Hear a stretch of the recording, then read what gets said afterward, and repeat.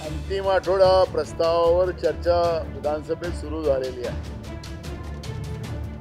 ज्या पद्धतीनं विरोधकांचं सगळ्यात मोठं आयुध या सरकारच्या ढोबळ कारभाराच्या विरोधात आणि या झोपलेल्या सरकारला जाग करण्यासाठी आणि जनतेला न्याय देण्यासाठी ज्या अंतिम आठवडा प्रस्ताव हा विरोधकांना दिलेलं एक मोठं आयुध आहे, त्या आयुधालाही बोथड करण्याचा प्रयत्न सरकारच्या वतीनं सुरू झालेला आहे।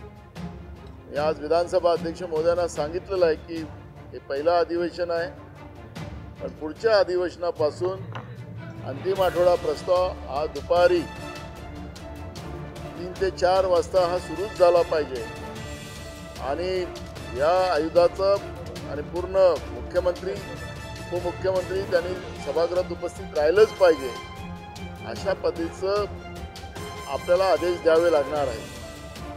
कारण की आता हे नागपूरचं अधिवेशन आपण पाहतोय की 35,000च्या पूर्वी मागण्या मंजूर करण्यासाठी झालं काय, हा प्रश्न या ठिकाणी निर्माण झालेला आहे।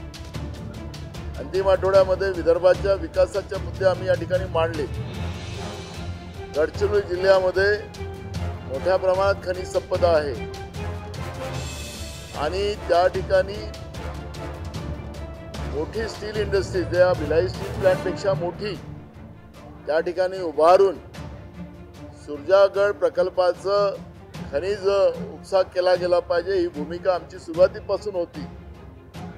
सरकारने सांगितलं की आम्ही तातडीनं त्या ठिकाणी मोठं स्टील प्लॅंट उभा करतो आणि नंतरच आम्ही त्याचं उत्खनन करू, पण आपण पाहतोय की तिथं अजून इंडस्ट्रीज उभी झाली नाही आणि त्याचा मोठ्या प्रमाणात उत्खनन त्या ठिकाणी चाललेलं आहे। रोज लाखो मेट्रिक टन आयर्न ओर त्या ठिकाणातून उपसा केला जातोय। पर्यावरणाची कुठलीही काळजी त्या ठिकाणी केली जात नाही। गडचिरोली जिल्हा हा वनसंपदेचा जिल्हा आहे। मोठी मोठी झाडं सगळे कापून त्या ठिकाणी खाणीच्या लाही त्या ठिकाणी उपसा करायची व्यवस्था केली, रस्ते त्या ठिकाणी तयार केले, झाडं तोडली गेली। मी सरकारला आज प्रश्न विचारला की कुठली परवानगी तुम्हाला त्या ठिकाणी घेतली आणि तुम्ही त्या एका उद्योगपत्यासाठी त्याच्यासाठी सगळे पोलिसांची व्यवस्था त्या ठिकाणी त्यांना रस्ते तयार करण्यासाठी झाडं कापली।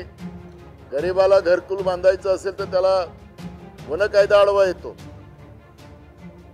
एखादी योजना करायची असेल इरिगेशनची त्याला वन कायदा आडवा येतो। रस्ता तयार करायचा असेल त्याला वन कायदा आडवा येतो। पण एका उद्योगपत्याला मदत करायसाठी आणि गडचिरोली जिल्ह्यातलं सोनं हे परराज्यामध्ये पाठवण्यासाठी कुठलेही कायदे आडवे का आले नाही आणि म्हणून आयर्न ओर मोठी फॅक्टरी त्या ठिकाणी उभी करून तुझ्या आपल्या मोठा स्टील प्लॅंट त्या ठिकाणी उभा करून नंतरच त्या ठिकाणी उपसा केला पाहिजे। ते सांगतात की आम्ही 4,000 लोकांना नोकऱ्या दिल्या, 5,000 नोकऱ्या दिल्यात। खऱ्या अर्थानं भिलाई स्टील प्लॅंटपेक्षा मोठा प्लॅंट झाला तर त्या ठिकाणी आपण लाखो लोकांना काम देऊ शकतो। जसं मुंबई आमची आर्थिक राजधानी आहे, देशाची आर्थिक राजधानी आहे, तर पुढच्या काळामध्ये गडचिरोली ही महाराष्ट्राची आर्थिक राजधानी होऊ शकते। ही भूमिका आज आम्ही सरकारला मांडली।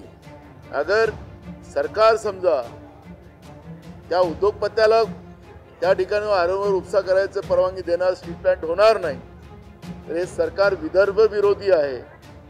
इरिगेशनचा बॅकलॉग आहे, विद्युत पंपांचा बॅकलॉग आहे, रस्त्याचा बॅकलॉग आहे आणि नोकऱ्यांमध्ये सुद्धा त्यांना सांगितलं की विदर्भातल्या मुलामुलींना जास्त संधी त्या ठिकाणी मिळत नाही आणि म्हणून आपण झोन निहाय भरती करावी। ज्या जागा असतील त्याप्रमाणे अनेक राज्यामध्ये त्या पद्धतीचं केलं जाते। त्याच्या मागचं उदाहरण असं आहे की आता पश्चिम महाराष्ट्रातले अधिकारी कर्मचारी आमच्या या भागामध्ये आहेत, त्यांची गैरसोय होत आहे, त्यांच्या परिवाराची गैरसोय होत आहे।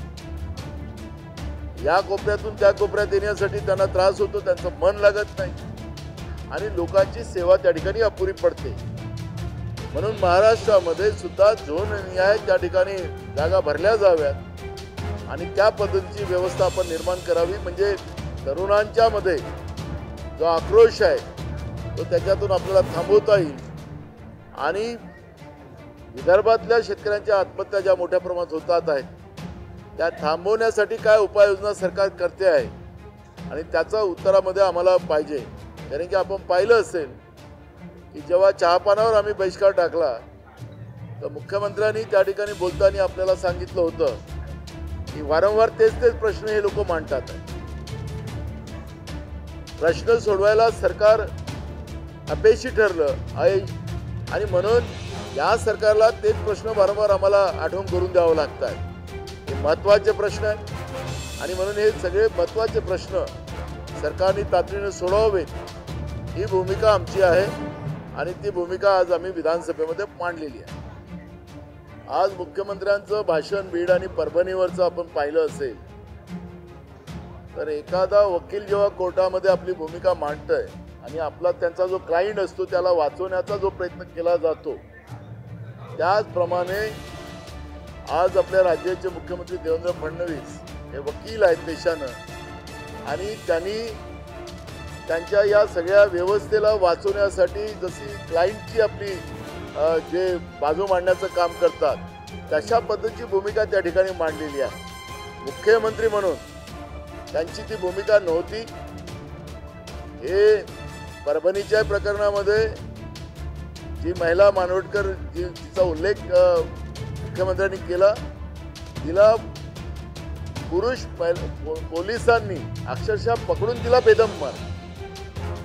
ते सांगत होते की पोलिसांनी नाही तिनेच त्यांना मारलं अशा पद्धतीचं ते सांगत होते. त्याचे व्हिडिओ आपल्या माध्यमातून आम्ही पाहिले पण त्या पद्धतीची भूमिका मांडली. म्हणजे खरं तर लाठीचार्ज मला वाटतं की आज मुख्यमंत्र्यांनी भाषण केलं तर लाठीचार्ज मुख्यमंत्र्यांनीच करायला लावलं होतं का, कोमिन ऑपरेशन मुख्यमंत्र्यांनीच करायला लावलं होतं का आणि म्हणून ती बाजू त्या ठिकाणी ते मांडत होते का. आणि ज्या पद्धतीने बीडच्या प्रकरणामध्ये आम्हाला जे अपेक्षित होतं आणि ज्या पद्धतीनं सत्ता पक्षाच्या आमदारांनी आणि विरोधीच्या आमदारांनी जे काही भूमिका मांडली वस्तुस्थिती मांडली या वस्तुस्थितीला सगळ्यांनाच माहिती आहे. मुख्यमंत्र्यांना पण माहिती आहे. त्यांनी मान्य केलं की बीडमध्ये हे गुंडाईझम आहे आणि ते मुळासकट आम्ही काढू पण त्या पद्धतीचं त्यांचं कुठलंही उत्तरामध्ये आम्हाला पाहायला मिळालं नाही. कारण की जो राजकीय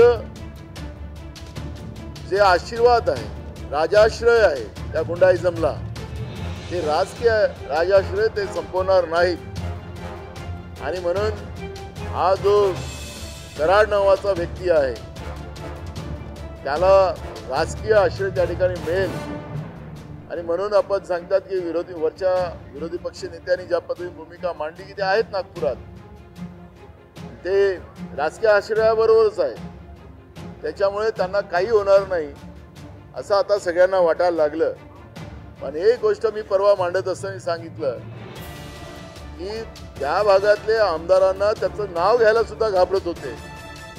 म्हणजे केवढी मोठी दहशत या माफिया वृत्तीची असेल हे आपल्याला पाहायला मिळत होती. जितेंद्र आव्हाडांनी नाव घेतलं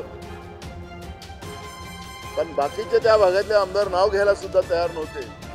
याचा अर्थ राजकीय राजाश्रय आणि त्यांची दहशत किती असेल याचा अर्थ लावतात आणि तो जो गुन्हेगार आहे ज्याच्यावर आरोपाची सुई आहे ती आता राजकीय राजाश्रयाबरोबर आहे अशा पद्धतीचं आता आमच्याजवळ माहिती आहे. त्यांच्या सुरक्षेसाठी राज्य सरकारने 3 पोलीस दिलेले आहेत. आता त्यांच्यासोबत राज्य सरकारने 3 पोलीस त्यांच्या सुरक्षेसाठी दिलेले आहेत तर त्यांच्यासोबत पोलीस असतील. आता पोलिसाच्या सुरक्षेमध्ये ते आहेत. राजकीय राजाश्रय आहे त्याच्यामुळे त्यांना काहीच होणार नाही असं दिसतंय आणि मुख्यमंत्र्यांचं उत्तरही तसंच आलेलं आहे.